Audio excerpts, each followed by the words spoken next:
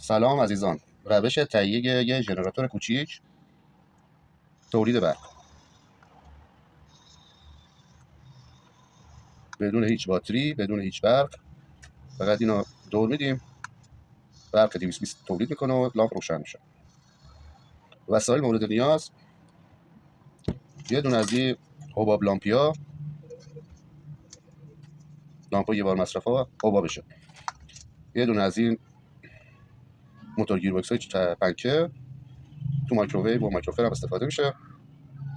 پشت پنکه های دستیا یا پای بلندا همشون از این موتورها موجود است، میتونید استفاده کنید. یه دونه از این LED ها میتونید 9 وات، 12 وات، 18 وات، حتی از این بزرگا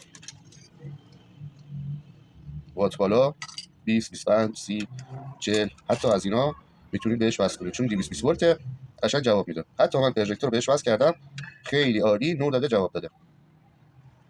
ولی چون می‌خواستیم که ظریف‌تر در بیاد، از این 18 وات ها استفاده می‌کنیم. بعد اینو میچسبونیم به این، یه فاز یه نول لعین می‌کنیم. برای که بهتر بشه میتونیم سیمو کوتاه کنیم، بچینیمش و لعین کنیم دیگه مزاحم نباشه. بعد میمونه یکی از این حبابا که تهیه کردیم میذاریم برای حفاظت، که نه برق بگیره نه خطری داشته باشه و ظاهر زیبایی هم بهش میده. میتونید اینجا هم یه شیار بزنید و که چرخ نخوره، اینجا یه شیار بزنید و یه چسبیش کنید که تکون نخوره. میمونه این ولومی هم، اینم که دیگه راحت میتونید بهش وصل کنید، به این صورت در میاد و خیلی شیک و کوچیک و مرتب راحت. هیچ خطری هم نداره، دستم به اینا بخوره هیچ اشکال نداره، برقی چیزی نداره. نورش هم خیلی عالیه، خیلی عالیه. برای کار دستی بچه‌ها یه چیز جالبیه. یه ژنراتور کوچیک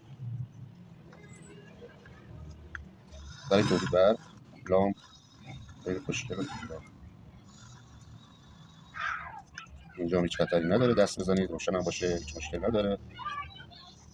میتونید اینو بذارید به دریل شارژی، نخواهید با دستم دورش بود. دریل شارژی با سرعت پایین روشن میکنه، اینو راحت برق بهتون میده.